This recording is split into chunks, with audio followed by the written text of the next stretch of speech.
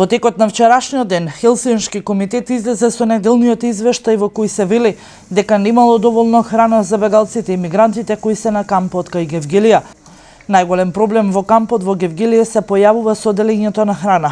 Тврдат од Хелсиншки, од неодамна на невладините и хуманитарните организации им било забрането да делат храна, а обврската ја презел Црвениот крст, зашто било надлежно Министерството за труд и социјална политика. Стои во извештајот.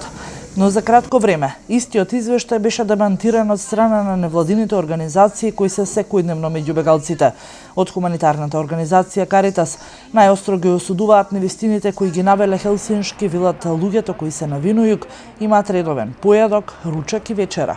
Тврдење дека нема доволно храна е апсолутно неточно. Значи, тоа да не употребам некој друг израз, меѓутоа не е точно, затоа што значи храна има во изобилие за бегалците, значи ние имаме сега мал број на бегалци во кампот Винојуг во Гевгелија и сме нон-стоп присутни. Значи од саба или од 8 до 10 е доручок, од 13 до 14 часот е ручок, на вечер од 19 до 20 е вечера, кога се дели и луѓето доаѓаат и си земат толку храна колку што им треба, колку што сакаат, плюс до тоа значи ние имаме додатоци за децата.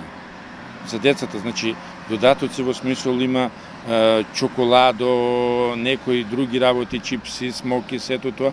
Овошје делиме. Значи, во сите случаи кога јас сум бил таму, се дава првокласна јаболка. Значи, од овошјето. И тоа се менува, не е секој ден исто.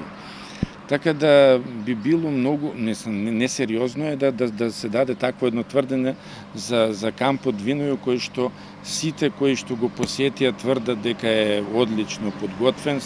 Како и во изминатиот период откако е затворена Балканската рута, така и во текот на оваа седмица повторно не е регистриран ниту еден бегалец кој влегол во територија на Република Македонија.